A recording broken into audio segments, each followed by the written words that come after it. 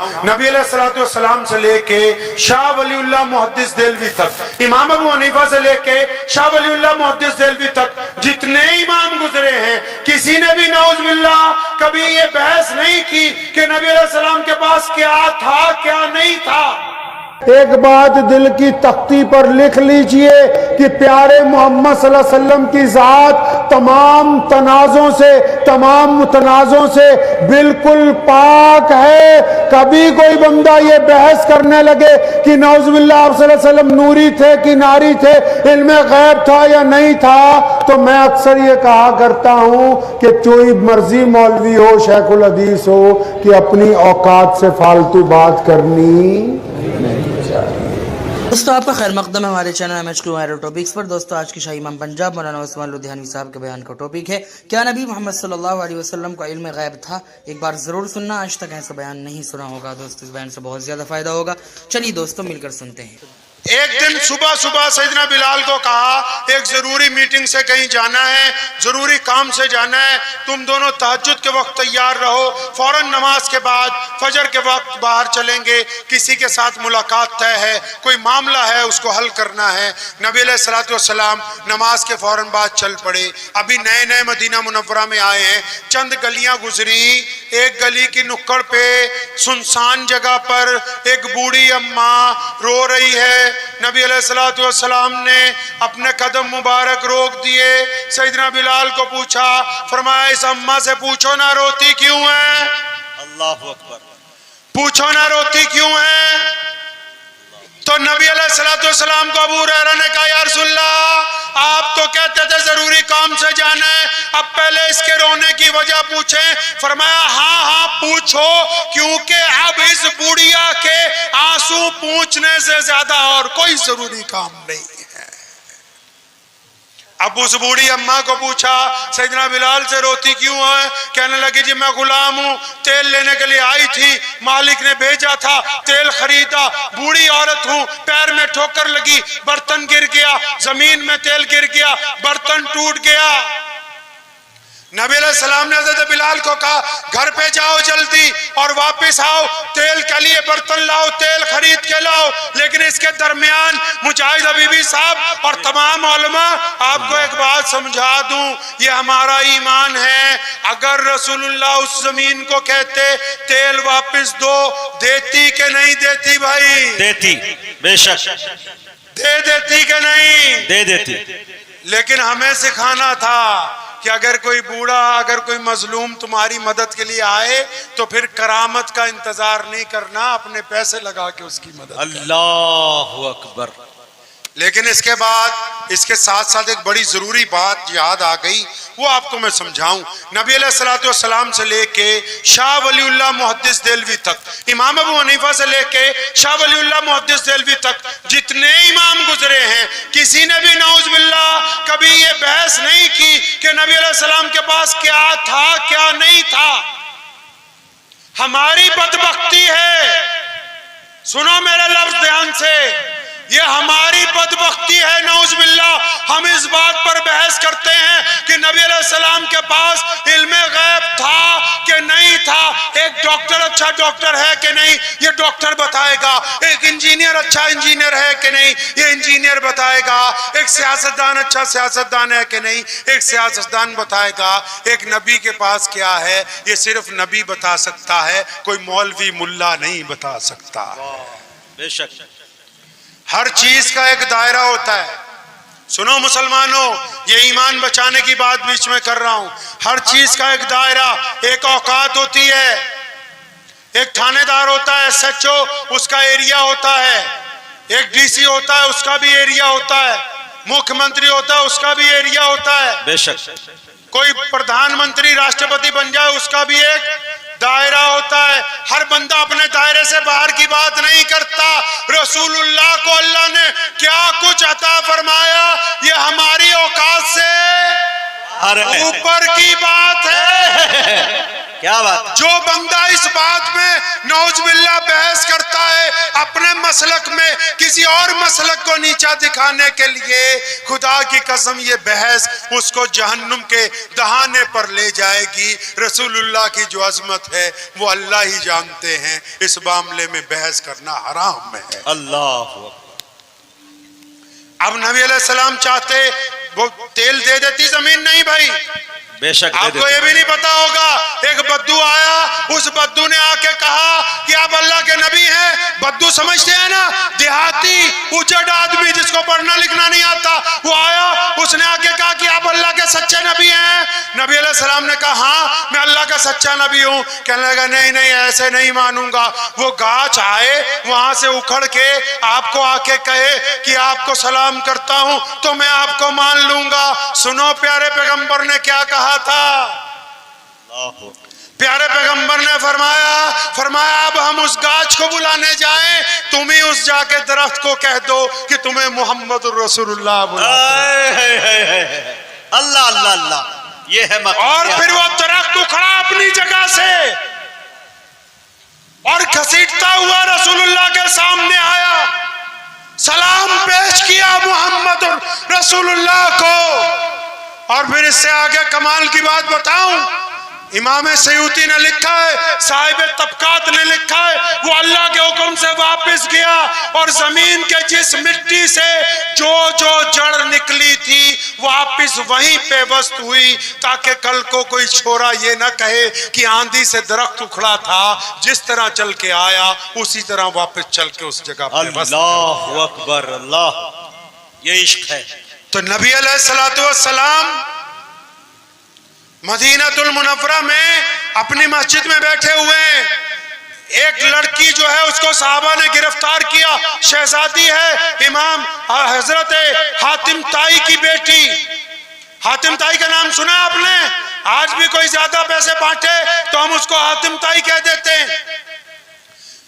نبی علیہ السلام کے صحابہ سے کہیں پہ وہ شہزادی لڑ پڑی تو صحابیات نے اس کے ہاتھ باندھ لیے, اس کو جب دربار رسالت میں پیش کرنے لگے. سنو مسلمانوں, یہ بات بھی نہیں پتا ہوگی, جب اس کو پیش کرنے لگے پیارے پیغمبر نے دور سے دیکھا کہ ایک بیٹی آ رہی ہے, اور وہ بیٹی کیا کہتی ہے کہ میں حاتم کی بیٹی ہوں, اور میں سوچ کے گئی تھی کہ مجھے کیوں پکڑا, میں جا کے نعوذ باللہ ایسے سوال کروں گی کہ میرا جواب نہیں آئے گا. وہ یہ طرح طرح کے سوال سوچ رہی ہے. ادھر رسول اللہ نے جب دور سے دیکھا, اپنے ایک صحابی کو کہا اپنی رحمت والی چادر اتاری.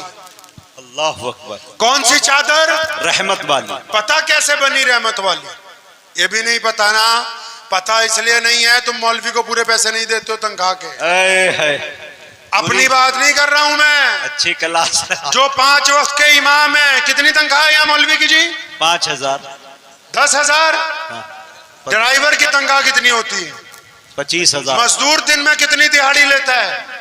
500. وہ 500. مولوی کی دہاڑی 250. اگر ایک کٹوری چلو بھر پانی میں آپ ڈوب سکتے ہیں تو ضرور کوشش کیجئے اس میں ڈوبنے کی. اللہ. جتنے بھی مسجدوں کے پردھان ہیں, صدر ہیں, سیکٹری ہیں, اگر کوشش کریں اس پانی میں آپ ڈوب سکتے ہیں تو. کیونکہ یہ باتیں علماء نے بتانی ہیں. علماء تب بتائیں گے جب وہ اپنے معاش سے آزاد ہو جائیں گے, جب بیوی بچوں کی پرورش سے بے پرواہ ہوں گے. اب تم نے مولوی کو اتنا ہدیہ دینا ہی نہیں کہ وہ صبح شام بخاری کھول کے تمہیں سیرت النبی کے واقعات سنا دے. تمہیں تو فتویٰ چاہیے, وہ بھی اپنے بھائی کے خلاف. فتویٰ چاہیے اپنے چچا کے خلاف. فتویٰ چاہیے اپنی کمیٹی کے خلاف. زندہ باد زندہ باد. فتویٰ چاہیے نا جی. اچھا فتویٰ بھی کس کے خلاف چاہیے؟ اپنے ہی مسلمان بھائی کے خلاف. اسلام کے خلاف اگر کوئی کچھ کہہ دے تو کوئی فتویٰ نہیں دے گا, اور کوئی فتویٰ مانگنے بھی نہیں جائے گا. یہ جو ہم نے اسلام کا بنٹا دھار کیا ہوا ہے, ہم اس اسلام سے ہزاروں میل دور آ گئے جو محمد رسول اللہ کا دین ہے. پتہ ہی نہیں کہ اسلام ہے کیا. سنو, اس بیٹی کو جب رسول اللہ نے دیکھا, اپنی رحمت والی چادر اتاری. کون سی رحمت والی چادر پتہ ہے بھائی؟ نبی علیہ السلام نے جب معراج میں جانا تھا, معراج کی جب شب ہونی تھی, تو جب حضرت جبریل علیہ السلام آئے, اکیلے جبریل نہیں آئے, 70,000 فرشتے پروٹوکول میں کھڑے کیے گئے.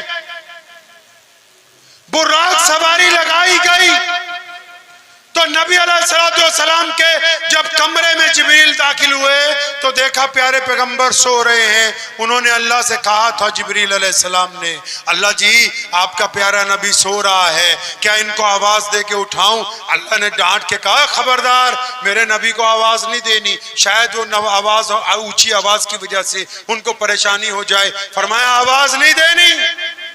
फिर जिब्रील ने पूछा, या अल्लाह दबा दूं, हाथ दबा दूं? अल्लाह ने क्या कहा? और फरमाया नहीं, मेरे नबी को हाथ नहीं लगाना। सारी दुनिया के शायरों ने, हमारे भाई बैठे हैं, क्या नाम आपका? असद आजमी। असद आदमी साहब ने नात पढ़ी। सबसे बड़ा एक शायर था हजरत शेख सादी। बेशक नाते लिखता रहा, फाड़ता रहा, लिखता रहा, कहने लगा उस मुकाम तक नहीं पहुंचा कि रसूलुल्लाह के लिए कहूं क्या। आखिर एक दिन एक लफ्ज कहा, फरमाया अब मेरी तसल्ली हो गई।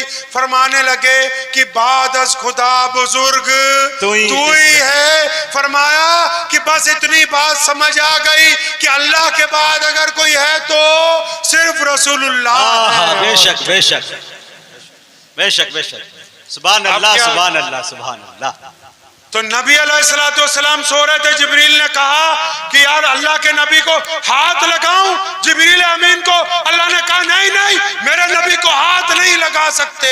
फिर जिब्रील ने पूछा था, या अल्लाह आवाज भी नहीं देनी, हाथ भी नहीं लगाना, करना क्या है? मुसलमानों, नबी की शान देखनी है ना, तो आओ मेराज की रात को उम्मे हानी के उस कमरे में जहां नबी अलैहिस्सलाम तन्हा आराम कर रहे थे, जिब्रील को हुक्म हुआ था कि घूम के सामने आओ। अल्लाह जी किस तरफ? फरमाया मेरे नबी के पैरों की तरफ। पैरों की तरफ हो गए। इलाही अब क्या करूं? फरमाया घुटने जमीन पर लगाओ और फिर अपने होठ रसूलुल्लाह के तलवों से लगा दो। इनकी ठंडक से रसूलुल्लाह की आंख खुलेगी। ये मोहम्मद रसूलुल्लाह का। अल्लाह अकबर, माशाअल्लाह, सुभान अल्लाह सुभान अल्लाह। अब जो बेटी आई, रसूलुल्लाह ने दूर से देख लिया कि उस बेटी के सर पर रुपट्टा नहीं है। प्यारे पैगंबर ने अपनी रहमत वाली चादर उतारी और एक सहाबी को दी। फरमाया दौड़ के जाओ, उस बेटी के सर पर डालो। किसी सहाबी ने कान में छोटी सी बात कही, या रसूलुल्लाह आप अपनी चादर रहने दीजिए, वो काफिर की बेटी है, दुश्मन की बेटी है, आपकी चादर रहमत वाली चादर है, ताहा वाली चादर, यासीन वाली चादर, मुदस्सिर वाली चादर। नबी अलैहिस्सलाम ने जब ये सुना उस सहाबी से नाराज हुए। फरमाया आज तो कह दिया कि वो दुश्मन की बेटी है, कान खोल के सुन लो, बेटी सिर्फ बेटी होती है, वो अपनी हो या पराई हो, उसके सर पर मोहम्मदुर रसूलुल्लाह की चादर। क्या बात। और फिर जब हातिम ताई की बेटी के सर पे रसूलुल्लाह की चादर रखी, कहने लगी शहजादी कि मैं तो रोने लगी। और जब रसूलुल्लाह के करीब पहुंची, कहने लगी प्यारे पैगंबर, मैं तो नौज़ुबिल्लाह ये समझ रही थी कि आप मदीने की रियासत के हुक्मरान हैं, लेकिन खुदा की कसम आप तो पूरी दुनिया के दिलों के बादशाह हैं। मेरा ईमान कहता है कि आप अल्लाह के सच्चे रसूल बन के बेशक। सुनो प्यारे पैगंबर ने क्या कहा था। प्यारे नबी अलैहिस्सलाम ने फरमाया तू हातिम की बेटी है, तेरे बाप से अल्लाह राजी था, बता क्या चाहती है? कहने लगी या रसूलल्लाह जितने लोग मेरे साथ पकड़े सबको छोड़ दें। नबी अलैहिस्सलाम ने सबको सवारियां दी, सबको दौलत दी, सबको लिबास दिए और उस बेटी को इज्जत से रवाना किया ताकि उम्मत को पता लग जाए कि जब बेटी घर पर आए तो उसको खाली वापस नहीं लौटाया जाता। सुने फिर क्या हुआ। हातिम की बेटी वापस पहुंची अपने महल में। उसने जाके अपने भाई अदी भाग गए थे, शहजादे थे, जब जंग हुई भाग गए। ये बहन पकड़ी गई थी। अदी को जाके कहने लगी अदी तू भागता फिरता है, मैं देख के आई हूं वो हुक्मरान नहीं है, वो दिलों के बादशाह हैं। तो हजरत अदी ने एक बड़ी खूबसूरत बात कही। कहने लगा बहना मैं भी हातिम का बेटा हूं, तू कहती है तो मैं जाऊंगा रसूलुल्लाह के पास, लेकिन सुना है वो अपनी मस्जिद में मिलते हैं। मैं जब मिलूंगा तो प्यारे पैगंबर अलैहिस्सलाम को उनके घर पर मिलूंगा। मैं देखना चाहता हूं कि उनका घर कैसा है, महल कैसा है, उनकी जायदाद कैसी है, रहन सहन कैसा है, ताकि मैं अंदाजा लगा लूं मैं अंदाजा लगा लूं कि वो अल्लाह के सच्चे नबी हैं तो उनका रहन सहन कैसा है। इसके बीच में ये मसला समझते जाओ। कुछ लोग पूछते हैं औलमाए हक कौन है, कुछ लोग ये पूछते हैं औलमाए सू कौन है। अरे औलमाए हक वो हैं जिनके बैंक बैलेंस जीरो है, और औलमाए सू वो हैं जिनके पास जायदादों के अंबार लगे हुए हैं। जो जायदाद के पुजारी होंगे वो औलमाए हक नहीं हो सकते। अच्छा इंकशाफ। नबी अलैहिस्सलाम ने ज़कात दी है हमें, लेकिन खुद कभी ज़कात नहीं दी, क्योंकि दौलत से प्यार किया ही नहीं। जब जो आया अल्लाह के रास्ते के अंदर निछावर कर दिया। अब अदी ने अजीब बात कही कि मैं जाऊंगा तो जाके मस्जिद में नहीं, उनके घर पे मिलूंगा। अदी फरमाते मैं मदीना मुनव्वरा पहुंचा, मस्जिद में रसूलुल्लाह अपने सहाबा के बीच में बैठे, और जब मैं अंदर दाखिल हुआ प्यारे पैगंबर ने ऐसी बात कही, फरमाया मेरा दिल धक धक करने लगा। फरमाया जब मैं अंदर गया अभी जाके सलाम किया, प्यारे पैगंबर ने कहा अदी ओए आजा, तेरा ही इंतजार था। फरमाते मैं कांप गया कि मेरा नाम कैसे पता है मोहम्मद रसूलुल्लाह सल्लल्लाहु अलैहि वसल्लम को। माना कि इल्म गैब राज है, लेकिन राज अपनों से कब छुपाते हैं। है इल्म गैब सिर्फ अल्लाह के लिए, लेकिन जहां रसूलुल्लाह को चाहिए था अल्लाह ने अता फरमाया उस वक्त। बेशक है तो सिर्फ अल्लाह के लिए। अदी फरमाते मैं घबरा गया जब रसूलुल्लाह ने कहा अदी आजा, तेरा इंतजार था। फरमाया अभी बैठा ही था, चंद लम्हे गुजरे थे, प्यारे पैगंबर ने मेरा हाथ पकड़ा, फरमाया अदी चलना, तेरे साथ घर पे जाके बाकी बात होगी। अल्लाह। फरमाते मैं फिर घबराया कि नबी अलैहिस्सलाम ये भी जानते कि मैं तो इनसे घर देखना चाहता हूँ। अदी कहते हैं कि अभी मस्जिद नबवी से बाहर निकले, सुनो मुसलमानों, मस्जिद नबवी से जब बाहर निकले तपती हुई धूप है, एक औरत भागती हुई आई, पगली औरत, सिदरी औरत। जैसे गांव में एक आधा बच्चा पागल होता है ना जी, एक आधा बूढ़ा, एक औरत, कोई ना कोई होता है हर एक गांव में, एक दो लोग।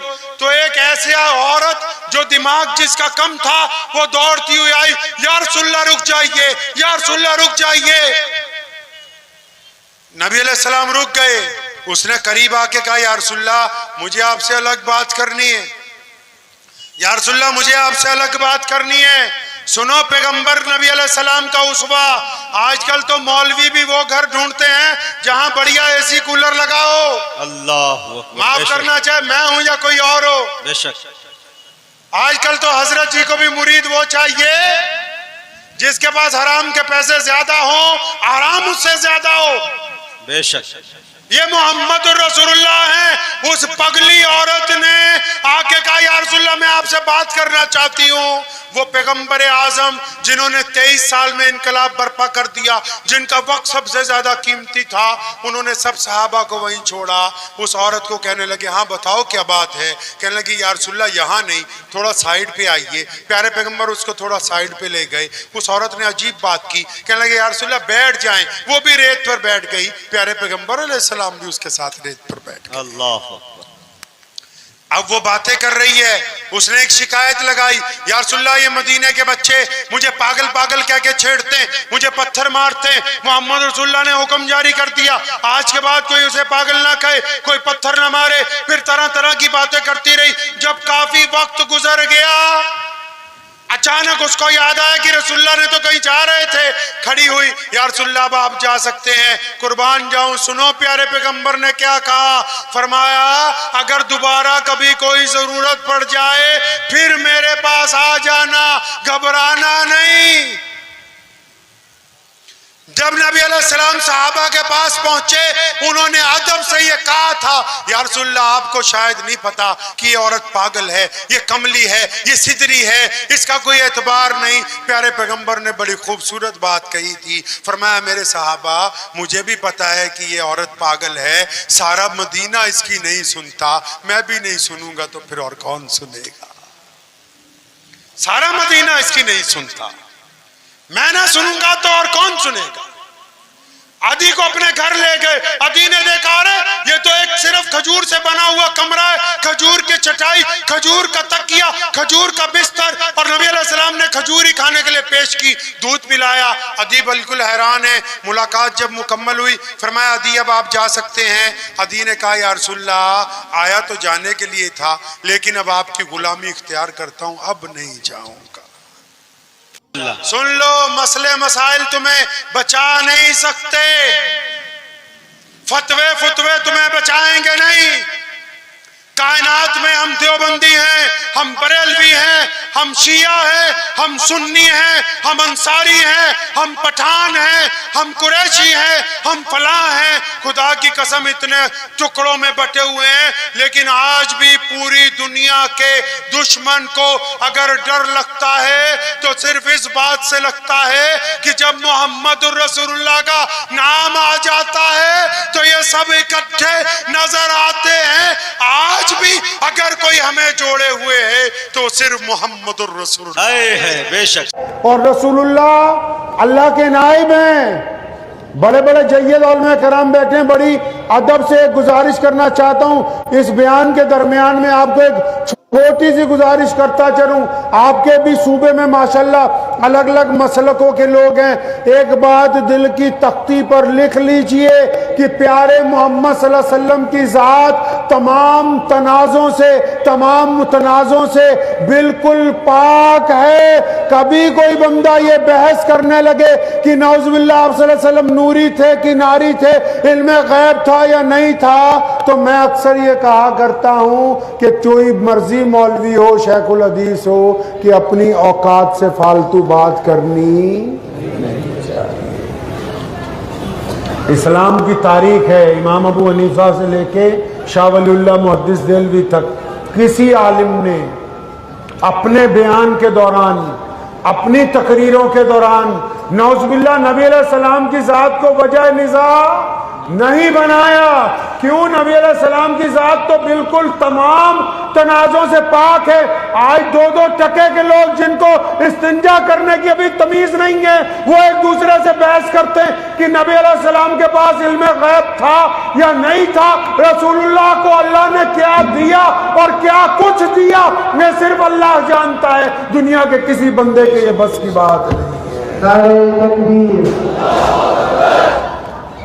جنگ بدر کی رات میں نبی علیہ السلام ٹہلنے نکلے, چھڑی اٹھائی.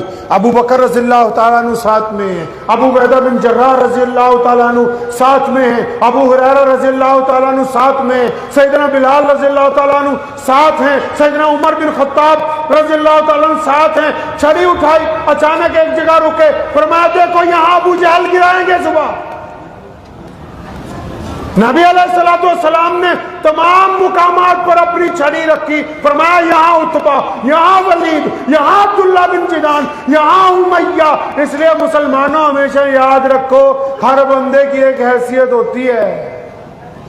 تھانے دار کا علاقہ طے ہے, ڈپٹی کمشنر کا علاقہ طے ہے, وزیر اعلیٰ کا علاقہ طے ہے, ملک کے وزیر اعظم کا علاقہ طے ہے. کوئی بھی انسان اپنی حدود سے باہر کی بات نہیں کرتا, اور جو ہماری حدود سے آگے کی بات ہو اس میں بحث کر کے اپنے ایمان کو بھی خراب کرنا, دوسرے کے بھی ایمان کو خراب کرنا, نعوذ باللہ شان رسول میں بے ادبی کا مرتکب ہونا, اس سے بڑی بدبختی اور کوئی ہو نہیں سکتی ہے.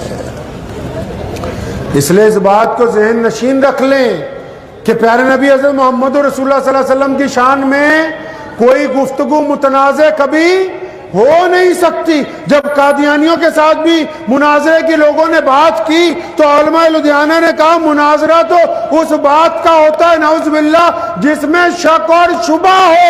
اس بات میں کوئی شبہ ہے نہیں کہ اب قیامت آ سکتی ہے, محمد رسول اللہ کی جگہ کوئی نبی بن کر نہیں آ سکتا.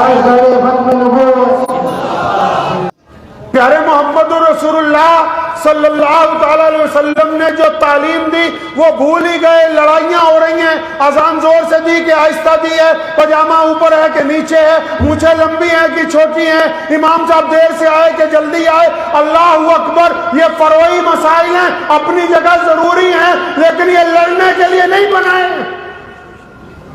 इंतशार पैदा करने के लिए नहीं बनाया है इनको। उस मकसद की तरफ आओ जो रसूलुल्लाह ने अता फरमाया। मुझसे पहले मुफ्ती साहब ने, हमारे मौलाना, क्या नाम है आपका मौलाना? मौलाना असद साहब ने खत्म नबूवत सल्लल्लाहु अलैहि वसल्लम की तारीख बयान की। आपको पता है कि दुश्मन ने प्यारे नबी सल्लल्लाहु अलैहि वसल्लम के खिलाफ ये साजिश रची क्यों? कभी इस दिमाग के पेच खोले कि पूरी कायनात में आज भी बेशुमार बड़े बड़े लोग रहते हैं। आज भी अगर फ्रांस में, जर्मन में कभी कहीं अगर कोई नौजुबिल्ला बोलता है तो मोहम्मद रसूलुल्लाह के खिलाफ ही बोलता है। तो ये तो सोचो कम से कम कि रसूलुल्लाह ने ऐसा किया क्या है कि 1450 साल के बाद भी दुश्मन कांप रहा है? किया क्या है मोहम्मद रसूलुल्लाह ने? ऐसा कौन सा इनकलाब बर्पा किया कि उनको पर्दा फरमाए? 1450 साल हो गए, तब भी चार्ली हेब्लो जो फ्रांस जर्मन का है उसको आज भी मोहम्मद रसूलुल्लाह सल्लल्लाहु अलैहि वसल्लम के नाम से तकलीफ हो रही। मोहम्मद रसूलुल्लाह ने किया क्या है? मुसलमानों, याद ही नहीं कि रसूलुल्लाह ने किया क्या? नमाज अच्छी है, रोजा अच्छा है, हज अच्छा है, ज़कात अच्छी है, मगर मैं बावजूद इसके मुसलमान हो नहीं सकता। न जब तक कट मरूं मैं खा जाए बतहा की हुर्मत पर, खुदा शाहिद है कि कामिल मेरा ईमान हो नहीं सकता। अल्लाह के प्यारे नबी जनाब मोहम्मद सल्लल्लाहु अलैहि वसल्लम की जाते गिरामी है। और एक बड़ा खूबसूरत वाकया नबी अलैहिस्सलातु वस्सलाम की हयात मुबारका का है कि एक दफा मदीनतुल मुनव्वरा में इत्तला दी गई कि मक्के से दुश्मन हमला करने के लिए फिर आ रहे हैं और इतनी बड़ी तादाद में आ रहे हैं कि उनको रोकना मुश्किल। चुनांचे सहाबा से मशवरा किया तो ये बात तय हुई कि मदीने के चारों तरफ एक खाई खोद दी जाए ताकि उस खाई के अंदर की तरफ हम रहें, बाहर की तरफ दुश्मन रुक जाए। चुनांचे निशानदेही करके खाई की खुदाई शुरू हो गई, जिसको जंग खंदक कहते हैं।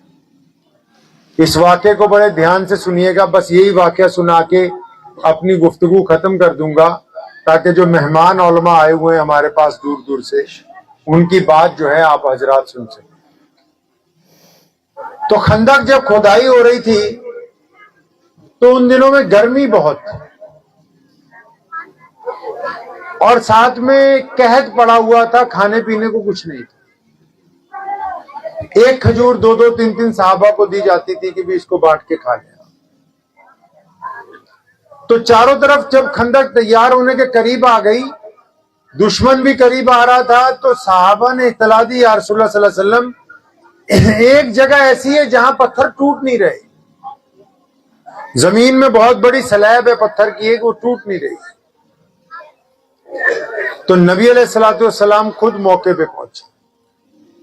अंदाजा लगाइएगा कोई दुनिया का अफसर होता, दुनिया का जर्नल होता, दुनिया का कोई सदर होता तो पहले जाके नाराजगी का इजहार करता कि इतने दिन से तुमने ये काम नहीं किया, तुम्हारी वजह से नुकसान हो सकता है, यहां से दुश्मन अंदर आ सकता है, कुछ भी कहता। लेकिन नबी अलैहिस्सलातु वस्सलाम मौके पे पहुंचे। आप अलैहिस्सलातु वस्सलाम ने वो हथौड़ा अपने हाथ में पकड़ा। एक बात आपको यहां समझाता चलूं, माशाल्लाह मैं अभी मालदा भी गया था बंगाल। एक बात आप सबको समझा दूं, जो मौलवी हैं वो भी समझ लें और जो मौलवी नहीं है वो भी समझ लें। अल्लाह के बाद रूए जमीन पर किसकी जात सबसे ज्यादा मोतबर है? किसकी जात? मोहम्मदुर रसूलुल्लाह की। किसकी भाई? जोर से बोलिए, किसकी? हाँ, कई जाहिल बहस करते हैं कि हुजूर सल्लल्लाहु अलैहि वसल्लम के पास इल्म गैब था या नहीं था। कुछ कहते हैं इतना था, कुछ कहते हैं उतना था। जिनको इस्तिंजा पाक करना नहीं आता वो नौजुबिल्लाह हुजूर सल्लल्लाहु अलैहि वसल्लम के ऊपर उंगली उठाते हैं। सही बुखारी की हदीस है, यहाँ मुफ्ती खालिद साहब बैठे हैं, उनको बाद में पकड़ लेना मेरे जाने के बाद। जंग बदर की रात में नबी अलैहिस्सलातु वस्सलाम सैर करने के लिए निकले। सैयदना अबू बकर सिद्दीक, सैयदना बिलाल रज़ियल्लाहु ताला अन्हु साथ में। सैयदना उमर रज़ियल्लाहु ताला अन्हु भी, कोई बात। जो वाकया आपको सुना रहा हूं ध्यान से सुन लो। चलते चलते नबी अलैहिस्सलाम एक जगह रुके, अपनी छड़ी जमीन पे लगाई, फरमाया ये वो जगह है जहां सुबह को अबू जहल ने गिरना है, उसकी गर्दन उतारी जाए। चंद कदम और आगे चले, फरमाया यहां पर उमैया है, हलाक होगा सुबह। ये इसलिए बता रहा हूं कि हर एक बंदे की एक औकात होती है, एक हैसियत होती है, एक रुतबा होता है। हमारी भी एक औकात है, एक हैसियत है। थानेदार होता है ना, थाने में उसका एक दायरा होता है, वो अपने दायरे से बाहर कुछ नहीं कर सके। जिले का मालिक होता है ना, डीएम, उसका भी एक लकीर खींची हुई, उसके दफ्तर में नक्शा लगा हुआ है, वो उस लकीर से परली तरफ कुछ भी नहीं है। जैसे ही इस लकीर के उधर गया, खत्म, उसका कोई हुक्म नहीं चले। इसी तरह मुल्क का चाहे सदर हो, हर एक बंदे का एक दायरा हो। तो हमें भी अपनी जिंदगी में अपने दायरे का ख्याल रखना है। किसका ख्याल रखना है भाई? कि हमारा दायरा कितना है, कितनी हमारी औकात है, क्या हमारी हैसियत है। अल्लाह के नबी अलैहिस्सलातु वस्सलाम, नबी क्या है, नबी की क्या अहमियत होती है, नबी का क्या रुतबा होता है, वो एक नबी बता सकता है, कोई दूसरा आम बंदा नहीं बता सकता। और हमारे पैगंबर अलैहिस्सलाम जब आए तो तमाम नबी जा चुके थे, इसलिए अल्लाह ने ये जिम्मा किसके लिए रखा? अल्लाह ने ये जिम्मा खुद अपने ऊपर ले लिया कि हम बताएंगे कि मुहम्मदुर रसूलुल्लाह सल्लल्लाहु अलैहि वसल्लम का जिक्र कितना बुलंद किया गया। अब ये जिम्मा किसके पास चला गया जी? अल्लाह के पास। तो दुनिया में सारे कान खोल के सुन लो, मौलवी हो या गैर मौलवी, नबी अलैहिस्सलाम की शान को तोलने की कोशिश करना, पैगंबर अलैहिस्सलाम के दायरे को बांधने की कोशिश करना, मुहम्मदुर रसूलुल्लाह सल्लल्लाहु अलैहि वसल्लम की ये बताने की कोशिश करना कि उनके पास क्या था क्या नहीं था, वो बंदा इस्लाम से खारिज समझा जाएगा। क्योंकि मुहम्मदुर रसूलुल्लाह अल्लाह के नायब हैं। अल्लाह के बाद अगर कोई कायनात में है तो सिर्फ मुहम्मदुर रसूलुल्लाह। शेख सादी ने बहुत कुछ लिखा था, फाड़ दिया, फिर आखिर एक शेर लिखा और फरमाते मेरे दिल को तसल्ली हो गई। क्या लिखा? फरमाते बाज अस खुदा बुजुर्ग तुई अल किस्सा मुख्तसर। फरमाते हैं कि मेरे दिल ने अब कह दिया है मुझे कि सादी, खुदा के बाद अगर कोई है तो, और बोलो खुदा के बाद अगर कोई है तो मोहम्मद रसूल। ये बंगालियों को इसलिए ज्यादा समझा रहा हूँ, फतवे बहुत ज्यादा देते हैं। मैं हो क्या है अभी वहां बंगाल में, इसलिए ये मसला तुम्हें समझाया। इसमें देवबंदी बरेलवी का कोई मसला नहीं है। मोहम्मद रसूलुल्लाह सल्लल्लाहु अलैहि वसल्लम की शान के ऊपर उनकी शान बयान हो सकती है, नौज बिल्ला उसकी हुदूद नहीं बयान हो सकती। याद रखिएगा इस बात को। तो नबी अलैहिस्सलाम ने फरमाया पत्थर नहीं टूट रहा, हथौड़ा मुझे दो। आप अलैहिस्सलाम के हाथ में जब वही हथौड़ा आया जिससे कई दिन से उसको तोड़ रहे हैं पत्थर को, एक हथौड़ा मारा, दाएं से लेके बाएं तक उसमें दरार पैदा हो गई। तो क्या फरमाया अल्लाह के नबी अलैहिस्सलाम ने कि अल्लाह ने कैसर व किसरा की चाबियां मुझे दे दी। क्या फरमाया भाई? फिर दूसरा हथौड़ा मारा तो उस पत्थर के टुकड़े टुकड़े हो गए। फरमाया अल्लाह ने फारस की चाबियां भी मुझे अता।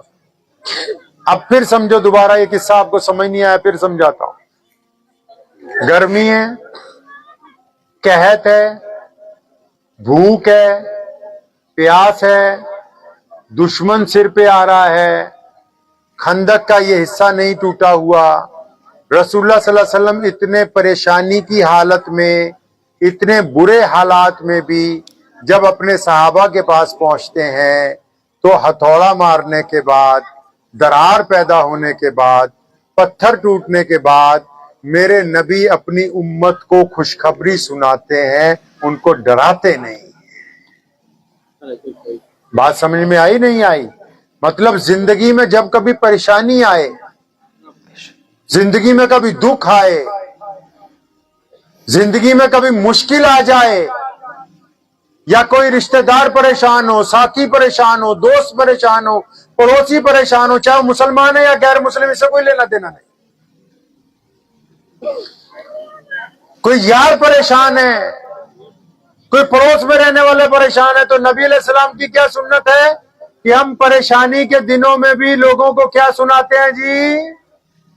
अरे बताओ ना, परेशानी के दिनों में भी क्या सुनाते हैं? खुशखबरी सुनाते हैं। क्या सुनाते हैं जी? और बताओ क्या सुनाते हैं? ये सुन्नत है नबी अलैहिस्सलाम की। जिस तरह नमाज की सुन्नतें हैं, ये भी नबी अलैहिस्सलाम की सुन्नत है। दुखी दिलों को हौसला देना, रोते हुओं को हंसा देना, परेशान लोगों का साथ देना, किसी परेशान को जिसका नुकसान हो गया उसको कहना कि हम तुम्हारे साथ हैं, परेशान ना हो, हालात तब्दील हो जाएंगे। लोगों को हिम्मत अफजाई करना, ये मुहम्मदुर रसूलुल्लाह सल्लल्लाहु अलैहि वसल्लम की, बोलो भाई, आपने कभी इस सुन्नत पे अमल किया है? आप उल्टा करते हैं, किसी बीमार के पास जाओगे ना, ओहो बहुत ज्यादा बीमार लग रहे हो, उसका दिल बैठ जाता है। इस्लाम ने मना किया इस्लाम ने लोगों की हौसला शिकली करने से, नबी अलैहि सलाम ने मना फरमाया। किसी का कारोबार डूब गया, कोई दुख में है, कोई तकलीफ में है, भाई उसको हौसला दो, हम मुसलमान हैं। मोहम्मद रसूलुल्लाह ने गिरते हुए को उठा के कंधे से लगाया है, परेशान हाल लोगों को अपनी छाती से लगाया है। हुजूर सल्लल्लाहु अलैहि वसल्लम ने, एक बद्दू जब मुसलमान हुआ तो उसने एक छोटी सी ख्वाहिश का इजहार किया, फरमाया या रसूलुल्लाह मैंने कलमा पढ़ लिया, क्या मैं आपकी छाती से लग सकता हूं? फरमाया क्यों नहीं, जिस बंदे ने कलमा ला इलाहा इल्लल्लाह मोहम्मद रसूलुल्लाह पढ़ लिया वो ईमान वाला, एक दूसरे का भाई।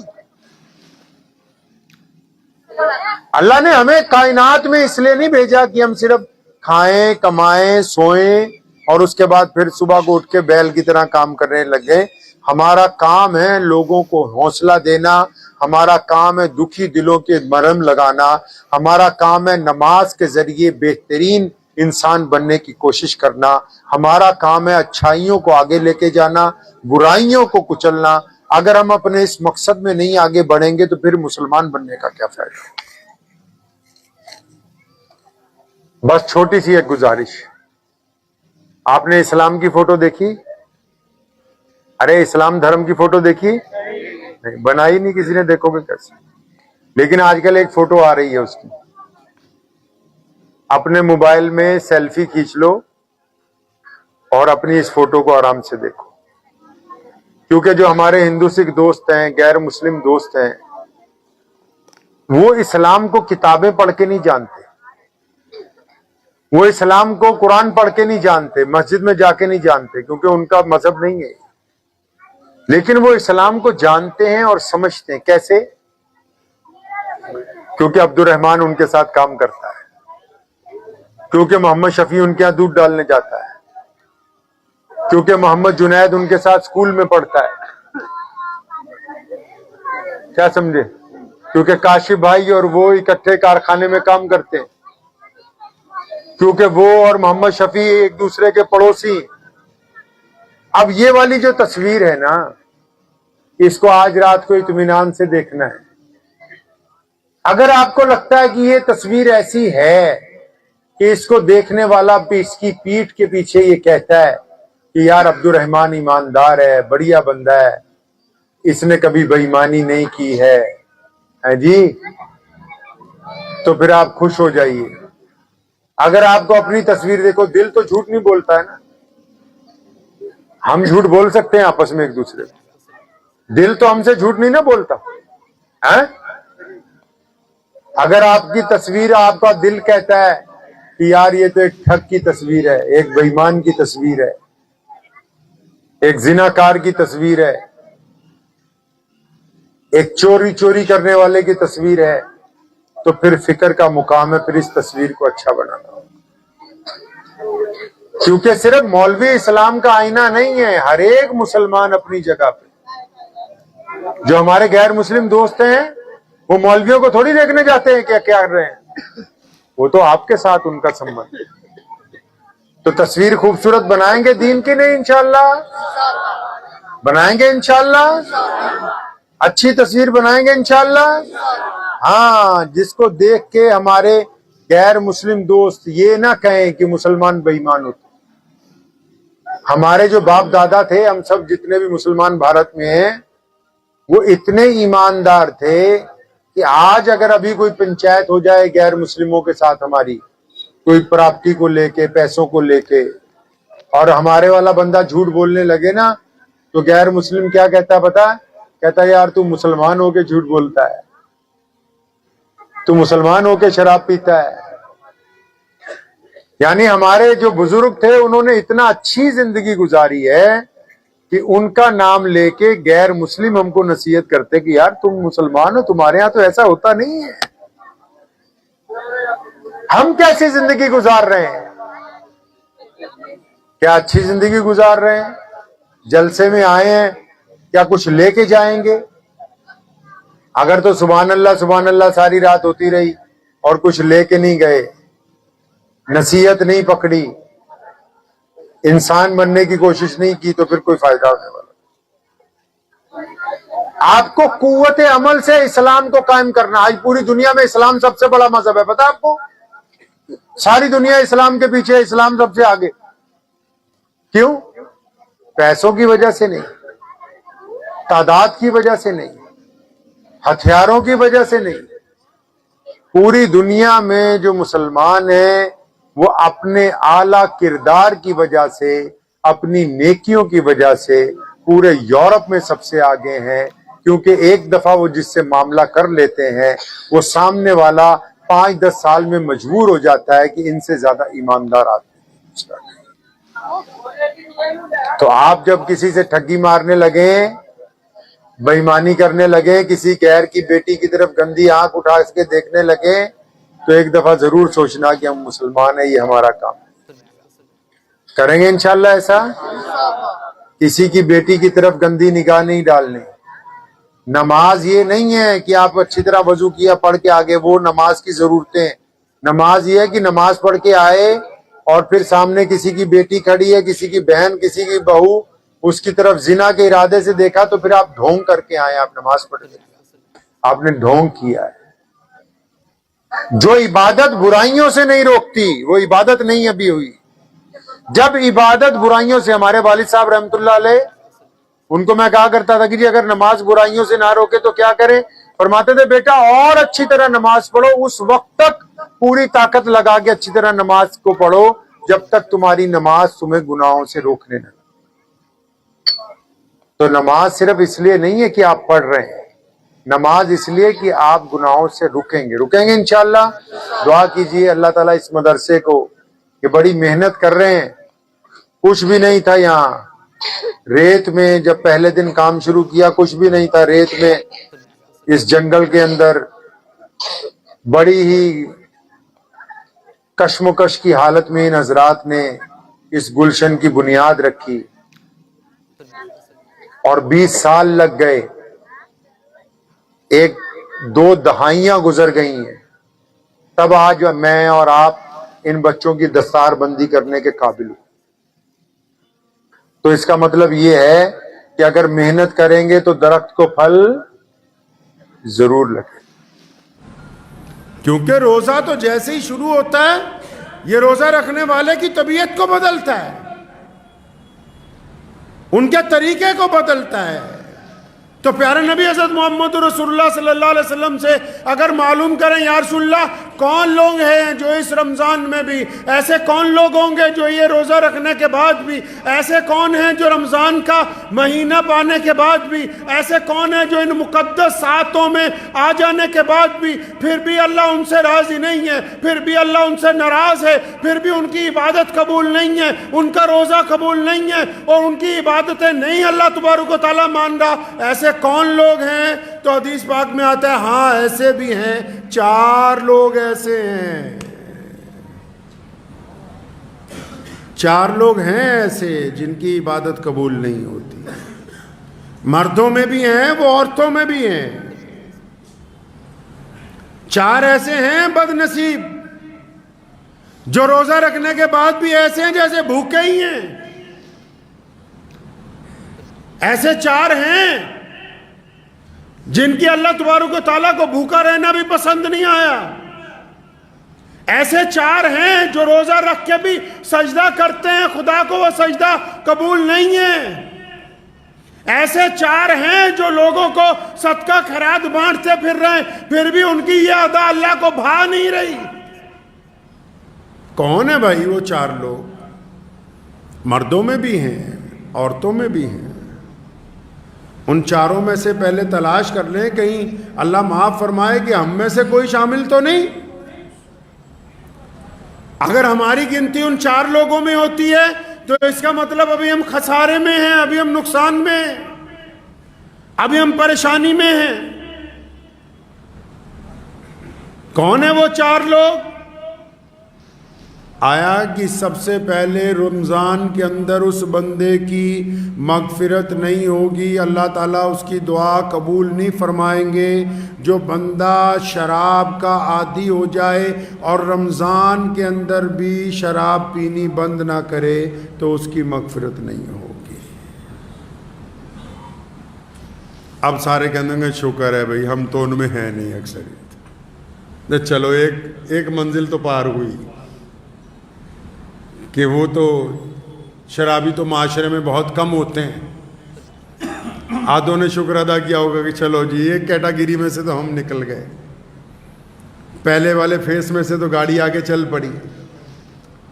فرمایا اس بندے کی بھی عبادت قبول نہیں، اس کا روزہ نہیں قبول، اس کی کوئی عبادت اللہ تعالیٰ کو پسند نہیں. یا اللہ کس کی پسند نہیں؟ نبی علیہ السلام نے فرمایا جو بندہ اپنے ماں باپ کا نافرمان ہے، جو بندہ اپنے ماں باپ کے آگے بدتمیزی کرتا ہے، جو بندہ اپنی ماں کا کہنا نہیں مانتا، جو اپنے باپ کا کہنا نہیں مانتا، جو من مرضیاں کرتا پھرتا ہے، جس نے ماں باپ کی رضامندی حاصل نہیں کی، رمضان میں اس کی مغفرت نہیں ہو سکتی ہے.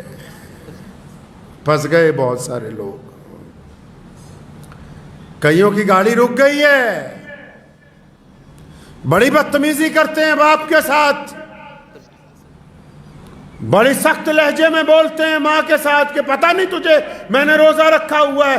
ایسے روزے کا کیا کرنا جو روزہ قبولیت جن سے ہونا ہے، جن کی وجہ سے روزہ قبول ہوگا، جن کے ادب کی وجہ سے روزہ قبول ہوگا، جن کے آگے نظریں جھکانے سے روزہ قبول ہوگا، جن کے پاؤں دبانے سے روزہ قبول ہوگا، تو ان سے بدتمیزی کرتا پھرتا ہے. ایسے بندے کی رمضان میں مغفرت نہیں ہو سکتی ہے.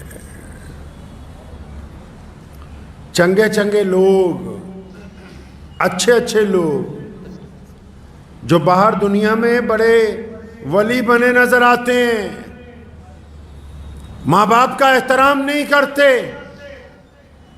اپنے ماں باپ کے پاؤں نہیں دباتے. ایک صاحب تھے بڑے معمولی سے دیندار، اور جو دعا کرتے تھے قبول ہو جاتی تھی، اور حالانکہ کئی گناہ بھی کرتے نے. تو بڑے حیران ہوئے امام صاحب، پوچھنے لگے تو کرتا ایسا کیا ہے؟ کہتا میں نے تو آج تک یہ دیکھا ہے بھی جو بھی مانگا ہے وہ قبول ہو جاتا ہے. کہاں جا کے مانگتا ہے؟ تو نماز پڑھتا ہے نکل جاتا ہے، کوئی لمبی دعائیں نہیں مانگتا. کہتا روز رات کو جب گھر جاتا ہوں نا، اپنے باپ کے اطمینان سے بہت دیر پاؤں دباتا ہوں، پھر اپنی ماں کے پیر دباتا ہوں، پھر ان کے دونوں پاؤں کو اپنی بازوؤں میں لپیٹ کے سر رکھ دیتا ہوں اللہ تعالیٰ کی حضور. اور پھر میں نے آج تک اپنے ماں باپ کے قدموں میں سر رکھ کے اپنے اللہ کے آگے جو کچھ مانگا ہے وہ عطا ہوا ہے. آج تک کوئی دعا رد نہیں ہوئی ہے. خود پیارے پیغمبر کہیے صلی اللہ علیہ وسلم نے فرمایا کہ اگر میری امی زندہ ہوتی اور بلال تکبیر کہتے میں نماز کے لیے چلا جاتا، مصلی پہ کھڑا ہو جاتا، اور فرمایا میری والدہ آواز مارتی محمد، تو فرمایا میں نماز چھوڑ کے اپنی ماں کے پاس جاتا. اب جو لوگ اس گناہ میں ملوث ہیں، رمضان میں بھی کتنا خوبصورت موقع ہے، کتنے پیارے دن ہیں، کتنی پیاری راتیں، کتنا پیارا ساتھ ہے. اور اب تو اللہ تعالیٰ نے کتنی آسانی کروا دی کہ یہی جو واٹس ایپ ہے, یہی جو آپ کے ہاتھ میں موبائل پکڑا ہوا ہے, اگر ماں باپ دور بھی ہیں تو معافی کے چند جملے ندامت کے آنسوؤں کے ساتھ واٹس ایپ پہ ریکارڈ کر کے بھیجنے ہیں. چند باتیں فون پہ اپنی ماں سے کرنی ہے, اپنے باپ سے کرنی ہے. اور ماں باپ میں اللہ نے مادہ رکھا ہے معاف کرنے کا. اگر روزے دار اپنے والدین کو راضی کر لے گا تو پھر اللہ تبارک و تعالیٰ اس کا روزہ قبول کر لیں گے انشاءاللہ. اور جنہوں نے ماں باپ کو ستایا بہت ہے نا, اور ماں باپ چلے گئے دنیا میں سے, بڑی بدتمیزیاں کی ماں باپ کے ساتھ, روزانہ ہر ایک نماز کے بعد, روزانہ صبح کو, دوپہر کو, شام کو, افطار کے وقت, سحری کے وقت کثرت سے اپنے ماں باپ کے لیے مغفرت کی دعائیں مانگیں, کثرت سے اپنے ماں باپ کے لیے قرآن پاک پڑھ کے ان کو اصالہ ثواب کریں. تب بھی اللہ تبارک و تعالیٰ راضی ہو جائیں گے جب آپ بار بار اپنے ماں باپ کی مغفرت کی دعائیں مانگیں گے. بغیر ماں باپ کی رضامندی کے یہ روزہ آگے چلنے والا ہے نہیں. اب تیسرا بندہ بھی ہے بھائی, تیسرا بندہ بھی ہے جس کا کام پھنسا ہوا ہے. ایک اور ہے جس کی روزہ قبول نہیں ہو رہا. کون ہے بھائی تیسرا بندہ؟ کون پھنس گیا؟ اب تیسرا بندہ وہ ہے جو رشتہ داریوں میں درار ڈالتا ہے, جو صبح شام رشتہ داریاں توڑتا ہے, جو رشتہ داروں کو دھمکیاں دیتا ہے, جو قطع رحمی کرتا ہے, جن کو اللہ اور اس کے رسول صلی اللہ علیہ وسلم نے آپ کے قرابت دار بنایا ہو. صبح شام صرف انہی کی برائیاں, صبح شام ایک رشتہ دار کو دوسرے رشتہ دار سے لڑاتا ہے, صبح شام اپنے پاس سے ایک خواب بناتا ہے کہ وہ رشتہ دار میرے خلاف ایسا کر رہا ہوگا, پھر دوسرے کو بتاتا ہے کہ اس کے خلاف یہ کرو. یہ سارا دن روزہ رکھتا رہے, نماز بڑھتا رہے, صدقے دیتا رہے, جب تک قطع رحمی کے معاملے کے اندر رسول اللہ کی پیروی اختیار نہیں کرتا, رشتہ داروں میں درار ڈالنی بند نہیں کرتا, تب تک اس کا روزہ قبول ہونے والا ہے نہیں ہے. آسیدہ سمجھا کہ نہیں سویر نو سحری کرنی ہے بہترین, اور شام نو ودیا روزہ کھولنا, ہو گیا روزہ. بڑی مشکل ہے ڈگر پن گھٹ کی. اتنا آسان بھی نہیں ہے مسلمان ہونا. اعلیٰ ترین قوم ہے دنیا کی. اسلام آج دنیا کا سب سے بڑا مذہب ہے. کائنات میں اللہ تعالیٰ نے سب سے زیادہ عزتیں, طاقتیں, دولت, روئے زمین کے خطے, سب کچھ اس قوم کو عطا فرمایا. ایسے ہی نہیں عطا فرمایا, اللہ تعالیٰ نے اپنے پیارے نبی حضرت محمد رسول اللہ کو صاحب خلق عظیم بنایا. قرآن نے کہا کہ یا رسول اللہ آپ اخلاق میں سب سے اعلیٰ ہیں, اور پھر رسول اللہ نے اپنے اخلاق کو بانٹا پوری کائنات کے اندر. یہ امت اعلیٰ ترین امت اس لیے بنی کیونکہ ان کا کردار سب سے اعلیٰ ہے, اس لیے اللہ تبارک و تعالیٰ نے ان کو پسند فرمایا ہے. چوتھا بندہ بھی ہے. چوتھا تو بہت برا پھنسا ہوا ہے, کئیوں کی گاڑی وہیں رکی ہوئی ہے. چوتھا بھی ہے جس کا روزہ خراب ہو رہا ہے, جس کے روزے کے اندر خرابی ہے, جس کی مغفرت کا فیصلہ نہیں ہونے والا, جس کے سجدے قبول نہیں ہو رہے. چوتھا کون ہے یا اللہ؟ اللہ کے نبی صلی اللہ علیہ وسلم بتاتے ہیں چوتھا کون ہے یا رسول اللہ؟ کون ہے ایسا بندہ؟ ایک تو ماں باپ کا نافرمان ہے, ایک رشتہ داریاں توڑنے والا بھی ہے, قطع رحمی کرنے والا بھی ہے, شراب پینے والا بھی ہے. اب یہ چوتھا کون پھنس گیا؟ اچھے اچھے نمازی ہیں جو اس میں شامل ہیں. فرمایا چوتھا بندہ وہ ہے جو اپنے دل کے اندر دوسروں کے لیے بغض رکھتا ہے, نفرت رکھتا ہے, کینہ رکھتا ہے, دوسروں کے لیے بلا وجہ نفرت دل میں رکھتا ہے. اب یہ نفرت رکھ کے سجدہ کر رہا ہے. اگر میری جیب میں, عام مثال دے رہا ہوں میں, یہ کوئی قرآن حدیث میں نہیں ہے, اگر میری اوپر والی جیب میں پیسے ہوں, زیادہ سجدہ کروں گا گر جائیں گے. اگر اوپر والی جیب میں نعوذ باللہ کوئی نشے کی چیز ہو تو سجدہ کروں گا, وہی گرے نا نیچے. کیا ہے اس دل کے اندر جو سجدہ کرتے ہو؟ فرمایا بغض رکھتے ہو دوسروں سے.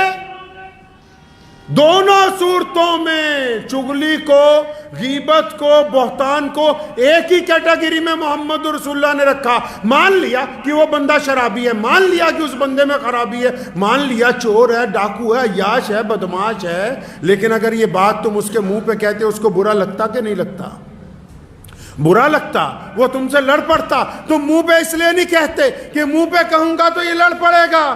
تو نبی علیہ السلام نے فرمایا کہ اگر یہ اپنے بھائی کی غیبت کرتا ہے، اس میں برائی ہے تو برائی کو بھی بیان کرنا فرمایا منع ہے. اور اگر اس میں برائی نہیں ہے، تم کہتے ہو کہ چور ہے، وہ چور نہیں ہے. تم کہتے ہو بے ایمان ہے، وہ بے ایمان نہیں ہے. تم کہتے ہو ریاکار ہے، وہ ریاکار نہیں ہے. تم کہتے ہو زانی ہے، وہ زانی نہیں ہے. اگر تم اپنے پاس سے بھی الزام لگاتے ہو، پہلی صورت میں غیبت ہے، اگر اس میں گناہ ہے تو غیبت کا گناہ، اور اگر اس میں وہ گناہ نہیں ہے تو بہتان کا گناہ. اب چغلیاں کرنے والے بھی خدا کی حضور بخشے جائیں گے کیا؟ اب بے ایمانیاں کرنے والے بھی روزے میں بخشے جائیں گے کیا؟ جن کے دل غیبت سے بھرے ہوئے ہوں، جو گھروں کے اندر اپنے گھروں میں اپنے بچوں کے ساتھ نفرت رکھتے ہوں، جو مسجد میں آتے ہوں پھر بھی پردھان جی کے چکر میں ایک دوسرے کی ٹانگ کھینچنے کی فکر میں رہتے ہوں، جو یہ سوچتے ہوں کہ فلاں کی خامی کیسے نکالیں، جو 24 گھنٹے اسی چکر میں، اب کسی گھر میں کوئی بہو ہے، کسی کی بیٹی بہو بن کے آ گئی، ہماری کہیں چلی گئی، ہم کہتے ہیں داماد اچھا ہو جائے لیکن ہمارا بیٹا اچھا نہ بنے اپنی بیوی کے لیے. داماد اچھا چاہیے، اپنا بیٹا اچھا نہیں ہو تمہاری بیوی کے لیے. روزہ بھی رکھتے ہو، اپنی بہو کی بے عزتی بھی کرتے ہو، روزہ بھی رکھتے ہو، اپنے بچوں کو بھی ڈانٹتے ہو، روزہ بھی رکھتے ہو، اپنے ماتحت کو بھی ڈانٹتے ہو. پتہ ہے نبی علیہ السلام نے آخری وقت میں کیا کہا؟ یہ صرف آج تک یہی بتاتے ہیں کہ یہی کہا میری امت کو بخش دو، میری امت کے لیے مغفرت کا فیصلہ ہو جائے، میری امت کا کیا ہوگا یا اللہ میری. لیکن نبی علیہ السلام نے آخری وقت میں اس کے علاوہ اور بہت سی باتیں کی. ان میں ایک بڑی پیاری بات ہے، فرمایا میں اس بات کے لیے بھی بڑا فکر مند ہوں کہ میرے بعد تم اپنے ماتحتوں کے ساتھ کیا کرو گے، میرے بعد تم اپنے نوکروں کے ساتھ کیسا معاملہ کرو گے، میرے بعد تم اپنے غلاموں کے ساتھ کیا کرو گے. جس نبی علیہ السلام نے زندگی میں ظاہری پردہ فرمانے کے وقت بھی اس بات کی فکر کی ہو کہ میرے بعد ماتحتوں کا کیا ہوگا، نوکروں کا کیا ہوگا، ملازموں کا کیا ہوگا، غریبوں کا کیا ہوگا، مسکینوں کا کیا ہوگا. پھر اس امت پر روزے فرض کر دیے گئے ہوں. ان فرض روزوں میں روزے دار بندہ اپنے گھر کے اندر ہی ایک بغض رکھتا ہو اپنے ہی دوستوں کے لیے، اپنے ماں باپ کے لیے، اپنی بیوی کے لیے، اپنے بھائی کے لیے، اپنے عزیز و اقارب کے لیے، اپنے نماز کے ساتھیوں کے لیے، پھر یہ سوچتا ہے کہ میرا روزہ ہو گیا. روزہ ہوا نہیں ہے، روزہ نہیں ہوا. روزہ تو برائیوں کو جلانے کا نام ہے، روزہ تو برائیوں کو ختم کرنے کا نام ہے. اچھا روزہ رکھنا چاہتے ہیں آپ؟ چاہتے ہیں کہ بہت خوبصورت روزہ ہو؟ روزے دار کو تو غصہ نہیں آتا، روزے دار کو غصہ نہیں آتا. اور جب وہ غصہ آتا ہے، یہ کون کہتا ہے نہیں آتا؟ ارے آتا ہے غصہ، لیکن روزے دار غصے کا اظہار نہیں کرتا. روزے دار غصہ آنے کے بعد گالی نہیں دیتا، روزے دار غصہ آنے کے بعد غصے کو ضبط کر لیتا ہے، روزے دار غصہ آنے کے بعد ناراضگی کا اظہار نہیں کرتا. مطلب روزے دار کو غصہ تو آتا ہے لیکن یہ دوسرے کو غصے کا بتاتا نہیں ہے، کیونکہ یہ روزے دار ہے. روزے دار کا عمل اور اس کا کردار. اچھا روزہ رکھنا چاہتے ہیں، ماں باپ کی اطاعت کیجئے. ماں باپ کہہ رہے ہیں بیٹا جلدی گھر آ جاؤ، کہہ نہیں ہم تو دیر سے آئیں گے.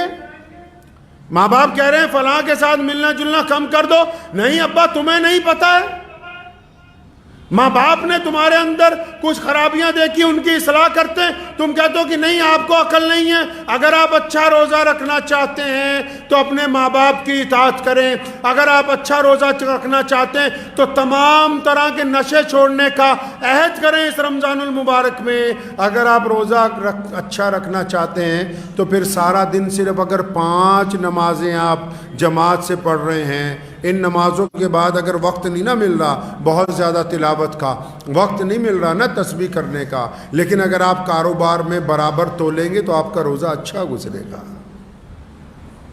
میرے والد صاحب شیر اسلام مولانا حبیب الرحمان صاحب لدھیانوی رحمۃ اللہ علیہ، مجھے اچھی طرح یاد ہے کہ ایک مرتبہ گاڑیاں ہم لوگ ہر 1-2 سال بعد جب بدلتے ہیں تو ایک گاڑی فروخت کرنی تھی، تو ایک پروفیسر صاحب آ گئے یونیورسٹی سے، ان کو چاہیے تھی وہ گاڑی، تو اس کے ساتھ دفتر میں اندر بیٹھے تو فرمانے لگے کہ گاڑی کا تو معاملہ طے ہو گیا ہے، لیکن میں آپ کو بتا دوں چلتے چلتے فلاں چیز اس کی خراب ہو جاتی ہے۔ پھر تھوڑی دیر بعد کہنے لگے فلاں چیز اس کی بیٹری کی فلاں چیز خراب ہے تو وہ بھی رک سکتی ہے۔ تو 15 خرابیاں اس کو اپنی گاڑی کی۔ تو پروفیسر صاحب سردار جی تھے، ہنسنے لگے، کہنے مولانا صاحب گڈی بیچن نہیں بلایا کہ بجان نہیں بلایا تسی سانوں؟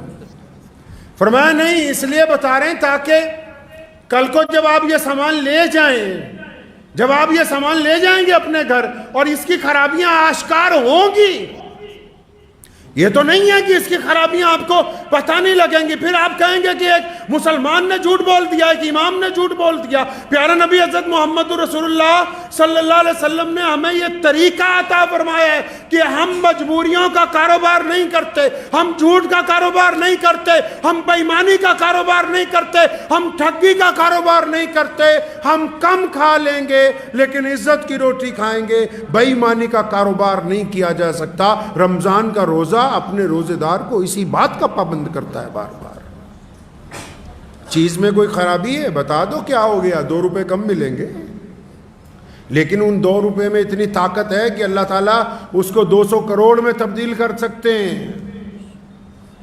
اس حلال کی روزی میں اتنی برکت ہے کہ اللہ تبارک و تعالیٰ اس کی بدولت دنیا کے خزانے آپ کے آگے کھول دیں گے اور آخرت کے بھی۔ روزے دار بے ایمان نہیں ہوتا، روزے دار کی آنکھیں زنا نہیں کرتی، روزے دار کے خیالات گناہ نہیں کرتے، روزے دار کا لب و لہجہ غصے کا نہیں ہوتا۔ لیکن آپ لوگ دیکھیں کہ مسجدوں میں بعض اوقات جب رمضان شریف میں بعض حضرات ہوتے ہیں دیندار لوگوں کے پیچھے پڑے ہوئے ہوتے ہیں، اور دیندار لوگ بھی کیونکہ نئے نئے دیندار بنتے ہیں تو ذرا سا کوئی اگر ٹھوکر مار دے فوراً کہیں گے نا بھائی میں تو اللہ کے لیے کر رہا تھا، تو چاہتا تو آج سے نہیں کرتا میں۔ نبی علیہ السلام نے فرمایا دین کے معاملے میں اگر کوئی ملامت کرے آپ کو تو اس کو برداشت کرو، اپنا کام نہ چھوڑو۔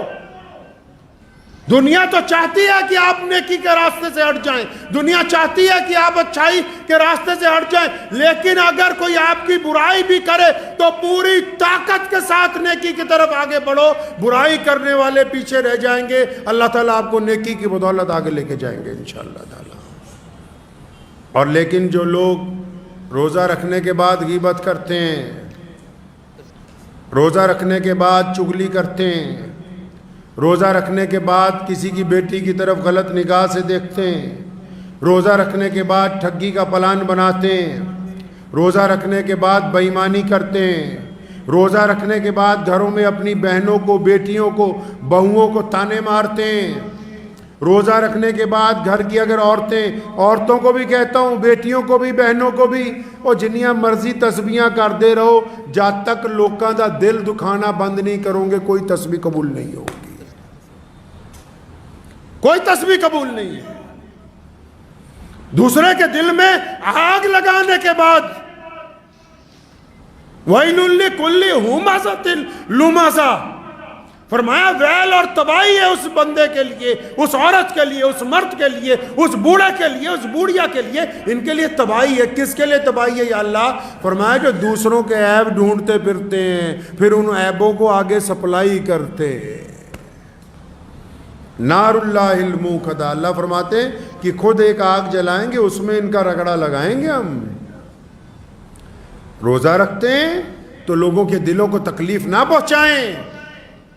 اور نبی علیہ السلام کا روزہ کیسا ہوتا تھا اس بات کو اب تلاش کر لیں۔ مجھے پتا ہے کہ آج بھارت کے مسلمانوں میں گھر گھر میں ہم لوگ مفتی بنے ہوئے ہیں، لیکن حضرت کبھی رمضان میں یہ بھی کوشش کر لیں کہ رسول اللہ صلی اللہ علیہ وسلم کس وقت اٹھتے تھے، کس وقت تسبیح پڑھتے تھے، کس وقت سحری کرتے تھے، سارا دن معمولات کیا تھے، پوچھو جا کے اپنی مسجد کا ائمہ کو، تاکہ پتہ لگے رمضان چلنا کیسے ہے، رمضان گزارنا کیسے ہے۔ ہماری افطاریاں دیکھ لیجئے، آپ افطاریاں دیکھ لیں ہماری۔ شام کو جب روزہ کھلنے کا وقت ہوگا، خدا کی قسم اتنا سامان ہماری افطاری میں ہوتا ہے، کوئی باہر کا آدمی دیکھ لے تو حیران رہ جائے کہ یہ کیا کرتے ہیں۔ بہترین قسم کے کھانے، بہترین قسم کے پکوڑے، طرح طرح کی حلوے، طرح طرح کی میٹھی کھیریں، طرح طرح کی کھجوریں، طرح طرح کے پھل، طرح طرح کے شربت، طرح طرح کی کولگیٹ اور طرح طرح کی کیا کہتے ہیں اس کو، کولڈ ڈرنک۔ ہمارے پیارے نبی صلی اللہ علیہ وسلم نے روزہ کیسے کھولا؟ جتنی تیزی سے نگاہ لگائی ہے نا دسترخوان پہ، جس بوٹی پر تمہاری نگاہ ہے اس وقت مومن بنو گے جب اس کو اٹھا کے اپنے بھائی کو دو گے، کیونکہ رسول اللہ نے فرمایا جو اپنے لیے بہتر سمجھتے ہو وہ اپنے بھائی کے لیے سمجھو، تب تمہارا ایمان کامل ہونے والا ہے۔ تو پیارے نبی علیہ السلام کے پاس افطاری کے وقت کیا ہے بھائی؟ سونے کول کی ہے افطاری دے ٹائم۔ نبی علیہ السلام نے افطاری کیسے کی ہے؟ بعض اوقات بہت زیادہ کھانے جب دسترخوان پہ دیکھتے ہیں تو کبھی اپنے پیارے نبی علیہ السلام کو بھی یاد کیا کریں۔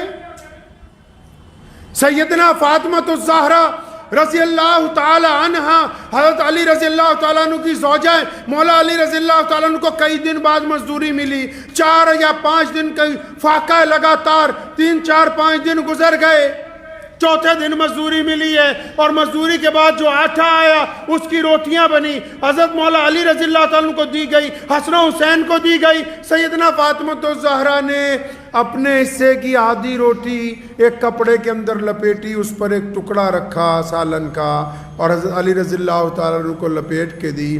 پوچھا فاطمہ یہ کیا کرنی ہے؟ فرمایا علی جاؤ نا میرے ابا محمد رسول اللہ کو دے کے آؤ، میرے نبی علیہ السلام کا آج 5 دن سے فاقہ ہے، نبی علیہ السلام نے 5 دن سے کھانا نہیں کھایا۔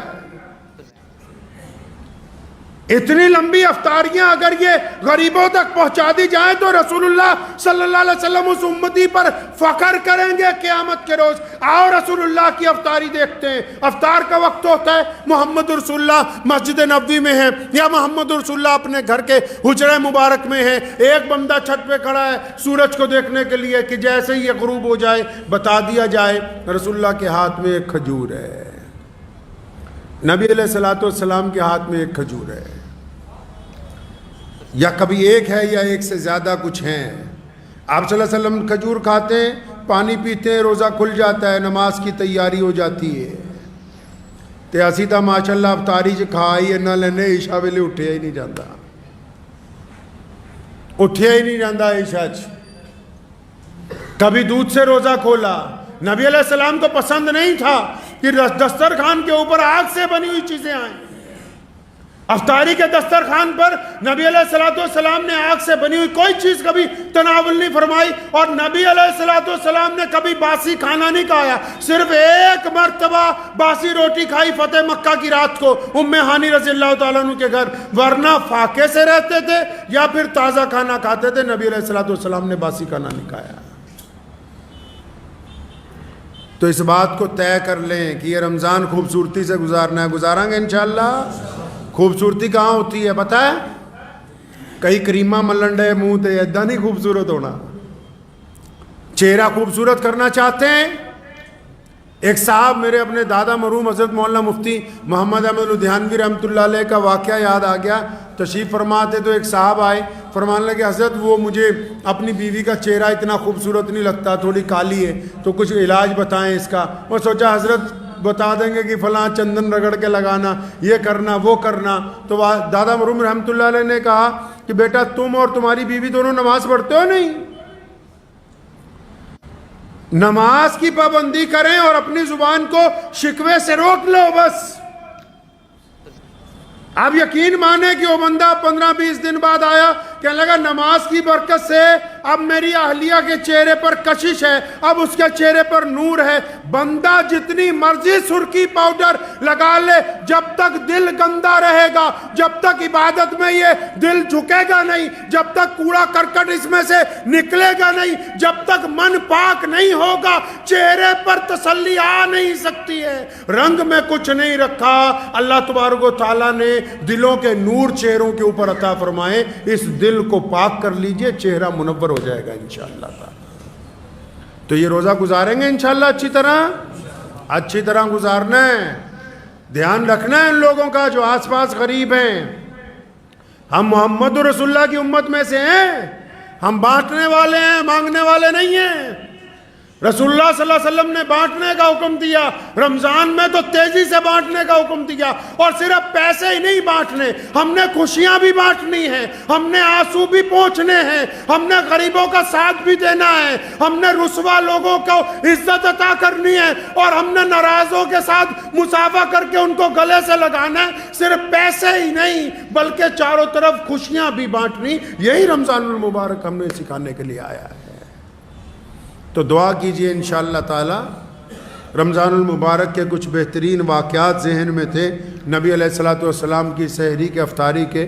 تو انشاءاللہ تبارک و تعالی اللہ نے چاہا تو آئندہ جمعے وہ آپ سے بات ہوگی. اور میں امید کرتا ہوں کہ ہم سب مسلمان بھائی بہن اس رمضان میں پابندی کے ساتھ جب روزہ رکھیں گے, روزہ رکھنے کے بعد کسی کے دل کو تکلیف نہیں پہنچائیں گے. انشاءاللہ حلال روزی سے روزہ کھولیں گے, خود بھی کھائیں گے, دوسروں کو بھی کھلائیں گے, اور نماز تراویح کو اطمینان کے ساتھ ادا کریں گے. اور ہمارا رب جب ہم سے راضی ہو جائے گا تو امید ہے کہ جس طرح ہم دنیا میں ملتے ہیں انشاءاللہ تعالی جنت کے اندر بھی آپس میں ملاقات ہوتی رہے گی.